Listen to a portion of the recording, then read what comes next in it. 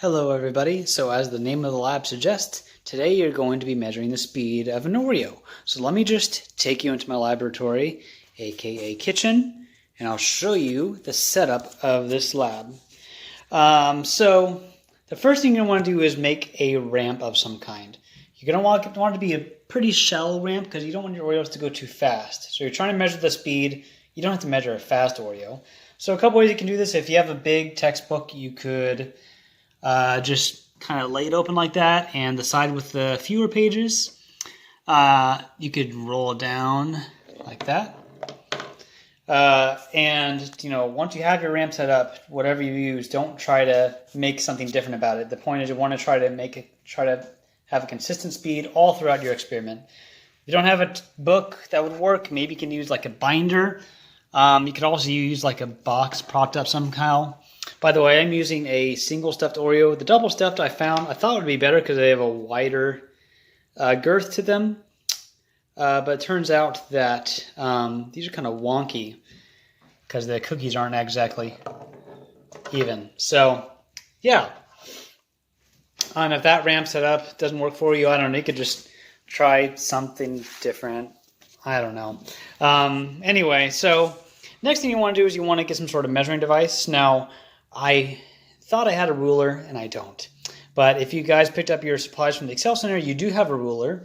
So at the bottom of the ramp, when the Oreo gets to the bottom, that's where you're going to start measuring your time. Because remember, speed equals time, distance divided by time, right? So you have a set distance, and then you measure your time. So if you have a ruler, that's 12 inches. I had to resort to a piece of printer paper for demonstration. Now most printer papers are 11.5 inches long, so that's really helpful to know. If you're not sure the length of your paper, just look at the packaging. It'll usually tell you if you need to use a piece of paper instead of a ruler. So you have your ruler or paper or whatever to measure a distance. To measure time, you can use your phone for a stopwatch. I'm using my phone right now. If you don't have a phone with a stopwatch, you can just Google stopwatch, and Google has a stopwatch you can use as a stop, start, and reset button. So that's nice. So what you're going to do is try to use the same Oreo each time. Remember, the only thing that should change between your 10 measurements, you can be taking 10 measurements, is the time at which the Oreo crosses.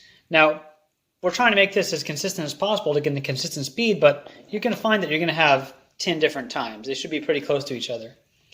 We're going to take the average of that time to find the speed of our Oreo. So, how do you take an average? Well, glad you asked.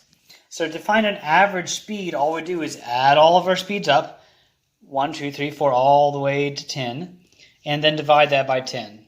That's how you take an average. You add up everything you have and then divide by the number of things that you have. So, hope that setup demonstration helped you figure out what you're going to do for your lab, how you're going to make a ramp. If you have any problems or you think you're missing supplies for this lab, please let me know. If you didn't pick up any Oreos for this lab, honestly, you could probably substitute something like a pencil or a marker. So that's all I have for now. And you guys have a good day. Are you going to eat that, man? Here, let me help you out here.